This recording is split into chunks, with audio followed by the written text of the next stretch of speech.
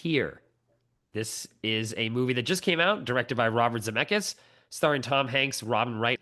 The IMDb plot summary: a generational story about families and the special place they inhabit, sharing in love, loss, laughter, and life.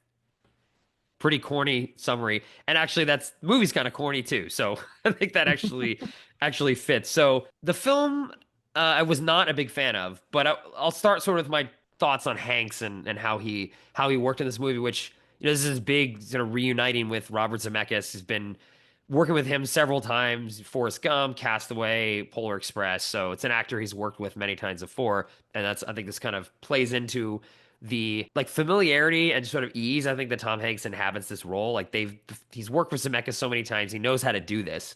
And the gimmick in this film is just to help listeners understand in case they haven't seen the film.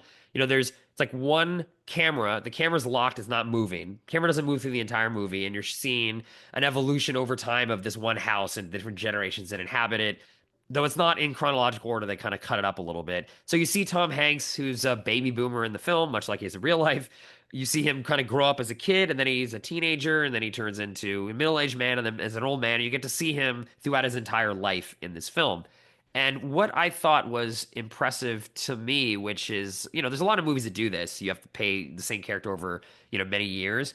I think Tom Hanks did a very good job actually of acting the different ages that he was. I mean, maybe it was easy because I remember when he was a younger man in these other movies, so I could kind of see, oh yeah, that looks like the young Tom Hanks, that's acting like the young Tom Hanks. And then as he ages, I'm like, okay, yeah, this is sort of the older Tom Hanks that I've been seeing in more recent films like Bridge of Spies or something.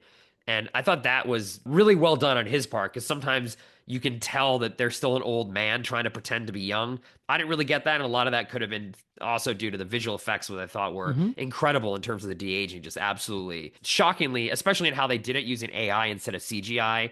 It's just very, very impressive, which you would expect from a Zemeckis film. But yeah, Hanks was good. I thought he was good in the movie, doing what he does, anchoring the film. But yeah, overall, I thought the movie was not very interesting and very typical Zemeckis kind of baby boomer fantasy thing that just I had a lot of issues with. But we can talk about more about the film later. So, what about you? Initial reactions and thoughts of Tom in the film? Yeah, I agree. I think the de-aging stuff was really well done. And, we've seen that in The Irishman where, yeah, the face looks de-aged, but the body doesn't really catch up, Uh huh. meaning that the body is de-aged, but like the gestures, the mannerism, the energy level, like all of that doesn't quite catch up. And in this case, it does. And also the de-aging looks seamless.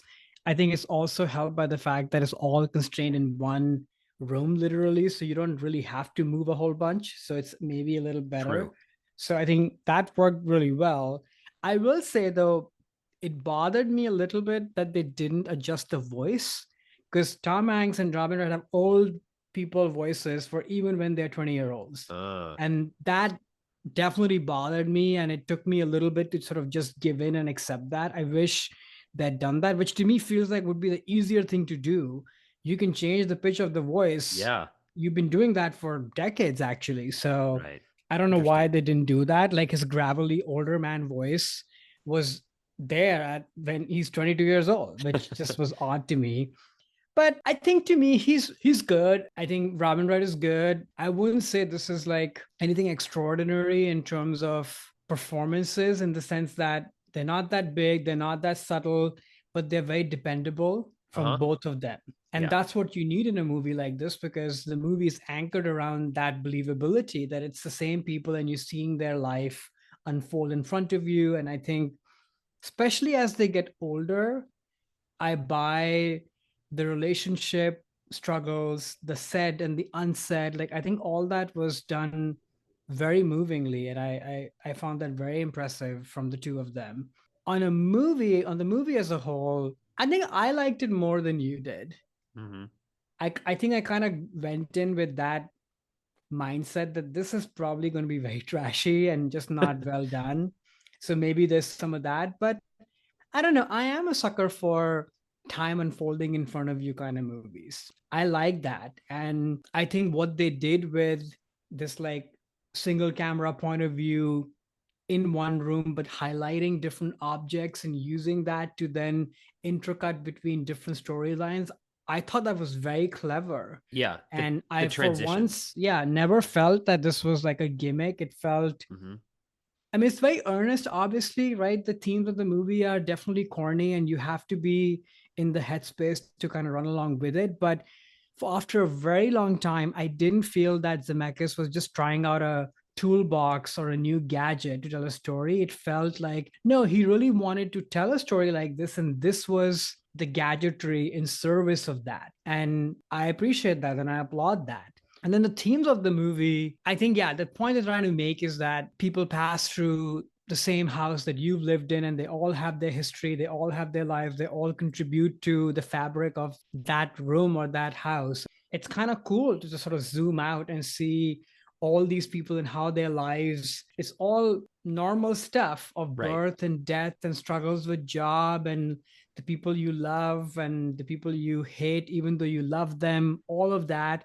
And it makes that point which we already know, that the same stuff has been happening since the beginning of times, Right. and it'll keep happening. And I think there's something powerful about that. I mean, there were moments in the movie where I was checked out or sort of it felt it was very on the nose or obvious, but once it was over, it did stay with me. And I think that's the power of just seeing all these people go through the same space. And then the last thing I would say is that just for the two of them and their relationship and just watching them grow old in front of you, that's sort of the other magic trick of the movie that I think landed really well on me. Like I saw these two people just go through all these phases of their lives, and you as an audience, it's almost like a very rear window kind of thing that you're seeing in their living room, right? That all the problems that they always had, but also the love that they always had. And I think that was pretty moving. Like the last scene when,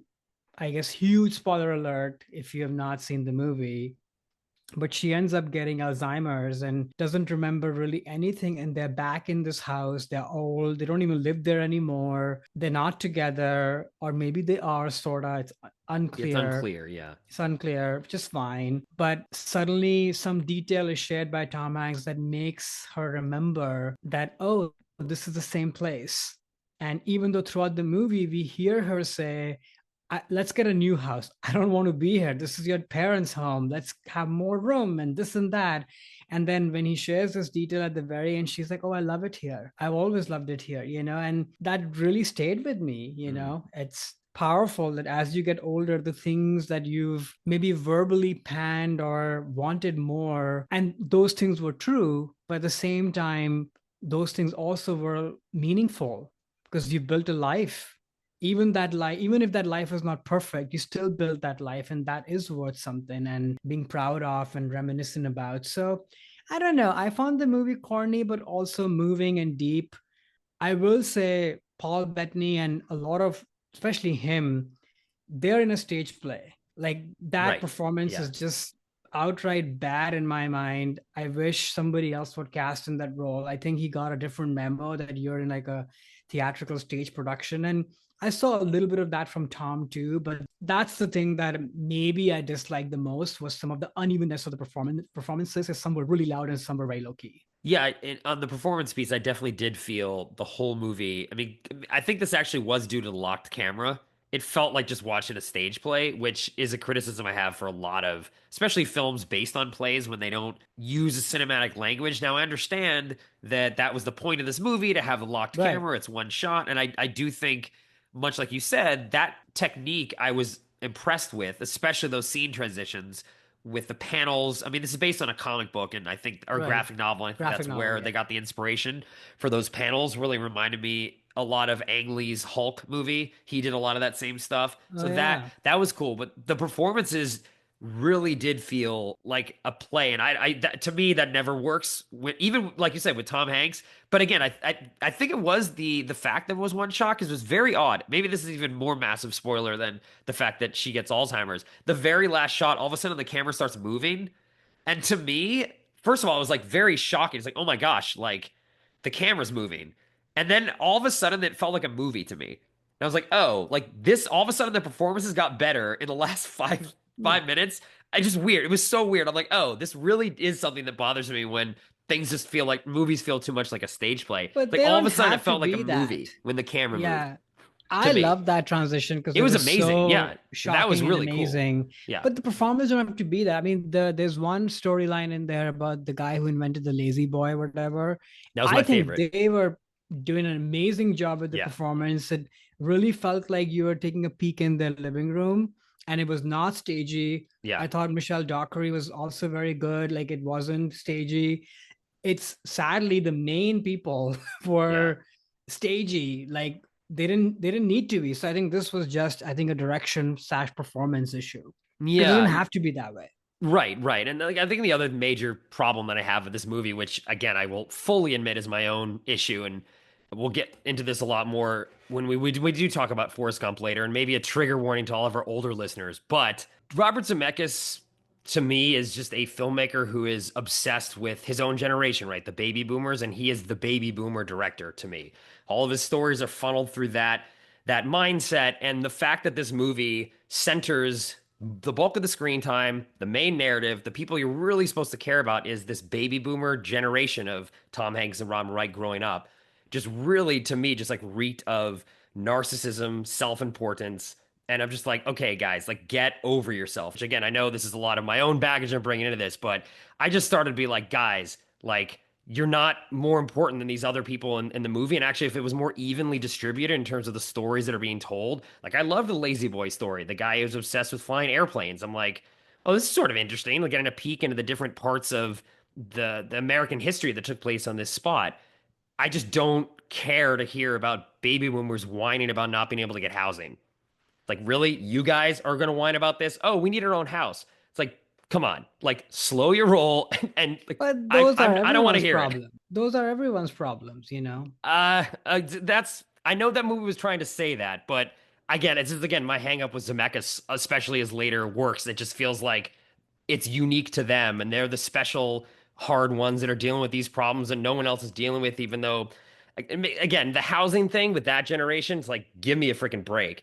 It just really was starting to bother me. And I'm just like, okay, these guys, just get them out of here in terms of the story. Like, I'm not as interested in this. I want to see even the story that takes place in the family that moves in after them, which it felt very shoehorned and actually didn't work for me in terms of what they were trying to do there. But if the movie Yeah. was more evenly distributed across the generations, it wouldn't have bothered me as much. But again, I have it in for the baby boomers, so I'll admit that's definitely a personal thing that I have. You're So you're it crazy. Is I what they I would really say. bother me, and that this I movie really mean, started to get at me. But we'll get into that more with Forrest Gump. I can unload on them a little bit more there, so it's a oh bit of a my preview on gosh, that. you're crazy. Okay, anything else you want to talk about for here? I mean, I'm glad they tried it. It doesn't fully work, but I think it worked for me more than I thought it would. And I would be curious to kind of revisit it, to be honest, because the truth is, I haven't experienced anything like this before. Hmm. And they did a pretty good job convincing me that, yeah, this is sort of working. The other thing I would say is I was thinking about Megalopolis Hmm. in connection with this movie because it's sort of similar in the sense that directors who've had great successes, not so much in the recent past, and they're sort of coming back to themes that they're familiar with or Hmm. projects that they've wanted to make for a long, long time, or with people that they've collaborated with in the past. So it's interesting that this year we got both of these movies. So although it's unfair to put Coppola and Zemeckis at the same level, because Coppola has made some of the greatest movies of all time, but you could argue Zemeckis has also made some of the greatest movies of his time. Hmm. Yeah. So Yeah. so that was interesting to see, these guys sort of trying to almost come back for, I don't know, their swan song or one last sort of hit. And I think they both achieved something interesting, flawed, not perfect, but interesting. Yeah, I'm curious to see how Zemeckis, what he does next. I was actually excited about this movie, his more return to more traditional, at least live action. He's been slowly getting back into live action filmmaking again after that detour he took with the CGI motion capture movies he made for a while. But Mm, yeah, some of my favorite movies of all time are Zemeckis films. To me, like this feels he's still like off in some cul-de-sac somewhere where he can't just get back to the types of films he used to be making in the 80s and 90s, but he'll keep trying. He still has that edge of taking some new technological approach to his filmmaking and not making it feel like a gimmick. Because this definitely did not feel like a gimmick to me in any way, like the effects no. or the approach. it was all served the story in terms of what they were trying to do.